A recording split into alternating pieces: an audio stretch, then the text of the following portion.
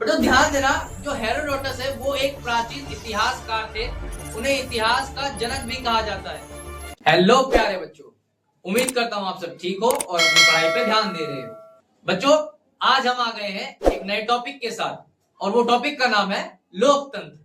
बच्चों, लोकतंत्र अर्थात डेमोक्रेसी। मैं ये टॉपिक आपको काफी कम शब्दों में और काफी सरल तरीके से समझाऊंगा। आइए हम जल्दी से बोर्ड पर चलते हैं। बच्चों, लोकतंत्र में सबसे पहले हम जानेंगे परिभाषा। लोकतंत्र की परिभाषा क्या है, इस चीज को पहले हम समझ लेते हैं। ऐसी शासन व्यवस्था जिसमें राज्य सत्ता किसी एक व्यक्ति या कुछ व्यक्तियों में ना होकर संपूर्ण जनता में निहित होती है। बच्चों, कहने का मतलब है कि किसी भी राज्य पर जो अधिकार होता है वो किसी एक व्यक्ति का या कुछ व्यक्तियों का ना होकर बल्कि पूरे जनता का अर्थात उस राज्य के हर एक नागरिक का, उस राज्य के हर एक व्यक्ति का अधिकार होता है। आगे हम समझेंगे लोकतंत्र के अर्थ को। बच्चों, लोकतंत्र का अर्थ, लोकतंत्र अर्थात डेमोक्रेसी। डेमोक्रेसी दो शब्दों के मेल से बना है और वो दो शब्द है हमारे डेमोस, क्राटिया। बच्चों ध्यान देना, डेमोस और क्राटिया जो शब्द है, इन दोनों के मेल से, इन दोनों को जोड़कर एक शब्द बना है डेमोक्रेसी। डेमोस का मतलब होता है जनता और क्राटिया का मतलब होता है बच्चों शासन। तो दोनों को जब हम मिलाते हैं तो बनता है जनता का शासन या जनता द्वारा शासन, जिसको हम डेमोक्रेसी कहते हैं। और डेमोक्रेसी का ही हिंदी अनुवाद हमारा होता है लोकतंत्र। आगे समझेंगे कि लोकतंत्र में जो शब्द निकला डेमोक्रेसी, वो किस से निकला है, किस शब्द से निकला है। बच्चों ध्यान देना, ग्रीक में डेमोस का अर्थ जनता और क्रेटिया का अर्थ शासन या शक्ति होता है। हमारी जो ग्रीक लैंग्वेज है, ग्रीक में जो शब्द है हमारा डेमोस, उस डेमोस का मतलब होता है जनता, और जो हमारा क्रेटिया है, क्रेटिया का मतलब होता है शासन। जब दोनों को हम मिलाते हैं तो एक शब्द बनता है डेमोक्रेसी, और उस डेमोक्रेसी का मतलब होता है जनता द्वारा शासन।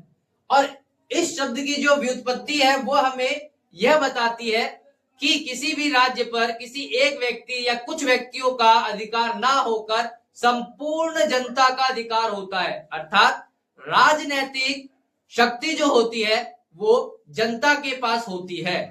इसी में हम लोग आगे समझते हैं।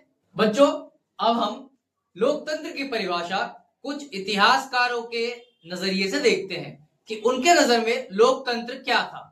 अब हम जानेंगे सबसे पहले कि डायसी के नजर में लोकतंत्र क्या था। डायसी कहते हैं शासन का वह स्वरूप जिसमें शासक वर्ग संपूर्ण राष्ट्र के अपेक्षाकृत अधिकांश लोग होते हैं। कहने का तात्पर्य यह था डायसी का कि लोकतंत्र एक ऐसी शासन व्यवस्था है जिसमें उसी राष्ट्र के लोग होते हैं। उसके बाद हम जानेंगे सीले जी का। सीले कहते हैं कि लोकतंत्र उस सरकार को कहते हैं जिसे हर एक व्यक्ति भागीदार होता है।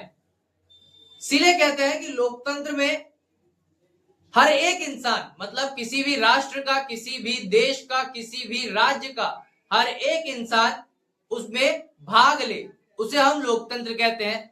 उसके बाद ब्राइस कहते हैं कि हेरोडोटस के समय से ही, बच्चों हेरोडोटस, बच्चों ध्यान देना, जो हेरोडोटस है वो एक प्राचीन इतिहासकार थे। उन्हें इतिहास का जनक भी कहा जाता है। ठीक है, हेरोडोटस के समय से ही लोकतंत्र शब्द का प्रयोग ऐसी सरकार के लिए किया जाता रहा है जिसमें राज्य की शासन शक्ति किसी वर्ग के हाथों में ना होकर समाज के सभी सदस्यों के हाथों में निहित होती है। ब्राइस कहते हैं कि हेरोडोटस अर्थात जो इतिहास के जनक है, उनके समय से ही लोकतंत्र शब्द एक ऐसे सरकार के लिए इस्तेमाल हुआ है जिसमें कोई वर्ग शासन नहीं करता बल्कि संपूर्ण जनता उसमें भाग लेती है, शासन करती है। इसके बाद हम आ जाते हैं अब्राहम लिंकन जी पे। जो अब्राहम लिंकन थे वो कहते हैं लोकतंत्र जो है वो जनता के लिए और जनता के द्वारा शासन है। काफी कम शब्दों में इन्होंने अपनी बात को समझा दिया। लोकतंत्र जो है वो जनता की सरकार है। बच्चों, जो सरकार बनती है वो किसकी बनती है? हमारी बनती है, जनता की बनती है, पब्लिक के लिए बनती है। इसलिए ये कहते हैं वह जनता की सरकार है। इसके बाद वह कहते हैं वह जनता के लिए है। लोकतंत्र में जो फैसले होते हैं, जो कामकाज होते हैं, वो किसके लिए होते हैं? जनता के लिए होते हैं। इसीलिए ये कहते हैं कि यह जनता के लिए सरकार है और जनता के द्वारा। और लोकतंत्र को बनाता कौन है? आम पब्लिक, आम जनता। इसलिए ये कहते हैं कि लोकतंत्र जो है वो जनता के द्वारा बनती है। इन तीनों को मिला के हम कहते हैं कि लोकतंत्र जनता की, जनता के लिए और जनता के द्वारा है। उम्मीद करता हूं आपको इतना समझ आया होगा। आगे समझेंगे कि लोकतंत्र क्या है। बच्चों, पहला टॉपिक है हमारा लोकतंत्र के प्रकार। मुख्यतः लोकतंत्र के दो प्रकार होते हैं बच्चों। पहला होता है आपका शुद्ध या प्रत्यक्ष लोकतंत्र और दूसरा होता है आपका अप्रत्यक्ष या प्रतिनिधात्मक लोकतंत्र। बच्चों गौर करना, शुद्ध या प्रत्यक्ष लोकतंत्र और प्रतिनिधात्मक लोकतंत्र आपस में अलग कैसे हैं। सबसे पहले हम शुद्ध और प्रत्यक्ष के बारे में जान लेते हैं कि शुद्ध और प्रत्यक्ष लोकतंत्र होता क्या है। बच्चों, शुद्ध या प्रत्यक्ष लोकतंत्र में जनता प्रत्यक्ष रूप से शासन में भाग लेती है।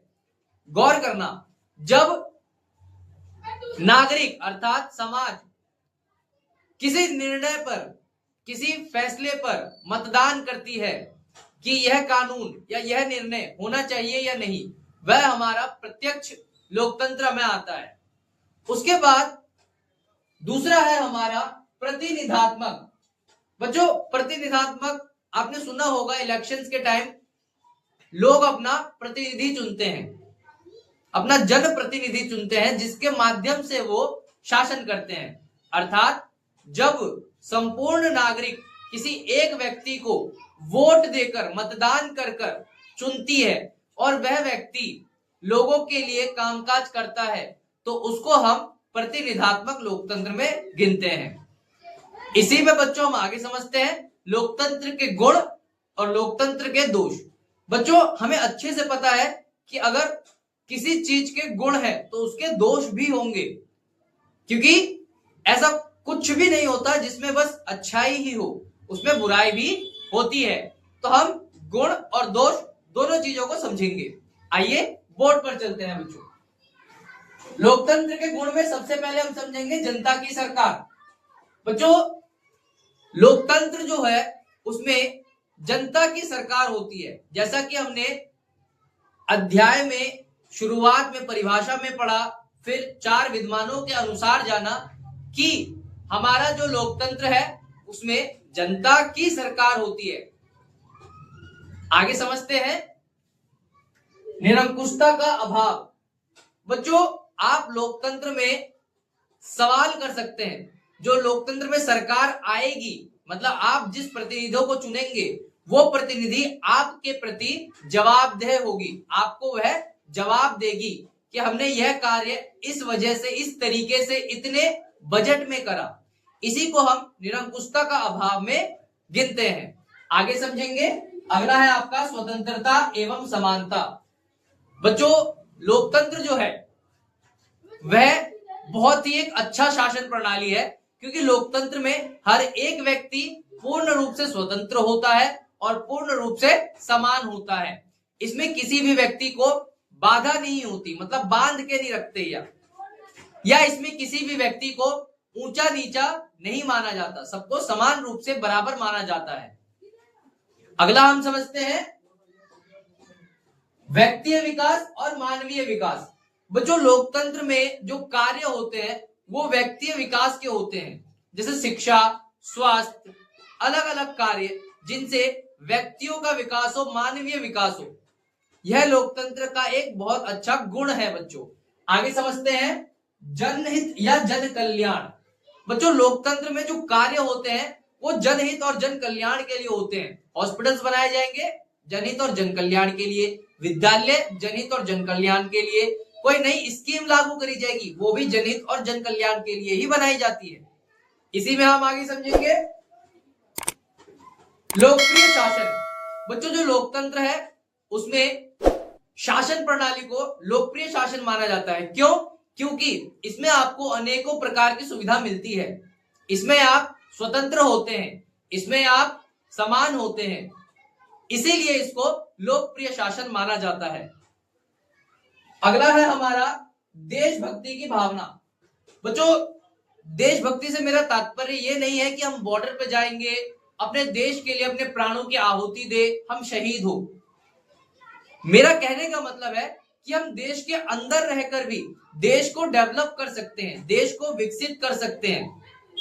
इसी चीज को हम देशभक्ति की भावना में गिनते हैं। अगला है राष्ट्र चरित्र का निर्माण। बच्चों, राष्ट्र चरित्र के निर्माण से मेरा तात्पर्य है कि हम अपने देश की एक अच्छी छवि बना सके, अर्थात लोकतंत्र जो है वो किसी भी देश की एक अच्छी छवि बनाता है अन्य देशों के नजरों में। अब हम उसके दोष की बात कर लेते हैं। बच्चों, मैंने आपको पहले ही बताया कि अगर किसी चीज का गुण है, मतलब किसी भी चीज की कोई गुण है तो उसके दोष भी होते हैं। तो अभी हमने गुण पर बात करी, अब हम लोकतंत्र के दोषों पर बात करेंगे कि इसके दोष क्या क्या है। सबसे पहला, गुण की बजाय संख्या पर बल देना। इसमें क्या होता है बच्चों, जो गुण है उस पर बल नहीं देते, संख्या पर, मतलब ज्यादा क्वांटिटी पे बल देते हैं। किसके पास ज्यादा एमपीज है, किसके पास ज्यादा एमएलएज है, जो ज्यादा मात्रा में है वही जीतता है। इसमें गुण नहीं देखा जाता। ये इसका सबसे बड़ा दोष है, पहला दोष है। अगला है दलगत राजनीति का दुष्परिणाम। बच्चों, दलगत राजनीति, कोई भी पार्टी है वह अपनी बात को प्रमुख रखती है, वह अपनी बात को सबसे ऊपर रखती है और अन्य मतलब विरोधी पार्टी से मिलना नहीं चाहती कि उनकी बातें भी ठीक हो सकती हैं, उनके जो फैसले हैं वो भी अच्छे हो सकते हैं। यह भी एक लोकतंत्र का दोष है। अगला, सार्वजनिक धन का दुरुपयोग। शायद आप सबको जान के दुख होगा कि आप जो टैक्स पे करते हैं, आप जो कर देते हैं, वह हमारे देश में एक तरीके से बर्बाद भी होता है और ये लोकतंत्र का दोष है। बेटा, ध्यान रखना कि सार्वजनिक धन जो होता है वो हमारे टैक्स वाले पैसे होते हैं और उसी चीज का दुरुपयोग भी किया जाता है। आगे है भ्रष्ट शासन। बच्चों, लोकतंत्र जो है वो एक भ्रष्ट शासन के तौर पे भी जाना जाता है। लोकतंत्र में भ्रष्टाचार अधिक मात्रा में होता है क्योंकि इसमें किसी कार्य को बहुत लंबे समय तक खींचा जाता है जिसमें अलग अलग लोग शामिल होते हैं। अब अलग अलग लोगों में कुछ लोग भ्रष्ट होते हैं और कुछ लोग ईमानदार, पर अधिकतर लोग इसमें भ्रष्ट ही पाए जाते हैं। अगला टॉपिक है हमारा समय का दुरुपयोग। बच्चों, समय का दुरुपयोग लोकतंत्र में अगर आप सही से देखेंगे तो किसी भी कार्य को, किसी भी फैसले को काफी लंबा समय लगता है, काफी एक लंबा सा टाइम लग जाता है उस फैसले पर काम करने में। उसके बाद अगला टॉपिक है आपका नौकरशाही का प्रभुत्व। यह बच्चों एक पेचीदा सा प्रश्न होगा, मैं आपको काफी आसान तरीके से समझा दूं कि नौकरशाही जो है वो लोकतंत्र को एक ही समय पर संरक्षित भी करता है और बाध भी करता है, मतलब कि बांधता भी है। आगे हम समझेंगे शासन पर धनी तथा प्रबल लोगों की सरकार। बच्चों, पैसे का खेल, अर्थात ऐसा शासन, ऐसी सरकार जो पैसों से चलती हो, जिसके पास अधिक पैसा है, जिसके पास ज्यादा पावर है, वही लोग सरकार को नियंत्रित करते हैं। अब बेटा एक बार हम लोग निष्कर्ष पे बात कर लेते हैं कि हमने दोष जान लिया, हमने गुण जान लिए, हमने परिभाषा जान ली। अब हम जान लेते हैं कि इसका निष्कर्ष क्या निकलता है। बच्चों, मुझे शायद बताने की जरूरत नहीं है, आप सब भी यही चाहेंगे कि हमारा देश लोकतांत्रिक देश ही रहे, क्योंकि लोकतंत्र की काफी सारी दोष होने के बावजूद इसके अच्छाई को नकारा नहीं जा सकता। कोई भी व्यक्ति नहीं चाहता है कि हमारी आजादी को, हमारे स्वतंत्रता को या हमारे समानता को छीना जाए। इसीलिए हम लोग चाहते हैं कि हमारे देश में लोकतांत्रिक सरकार रहे। आई होप आपको ये टॉपिक अच्छे से समझ में आया होगा। अगर आपको कोई भी डाउट है, कोई भी प्रश्न है, तो आप कमेंट सेक्शन में पूछ सकते हैं। अब मिलते हैं बच्चों अगले वीडियो में। गुड बाय और अपनी पढ़ाई पर ध्यान देते रहिए। धन्यवाद।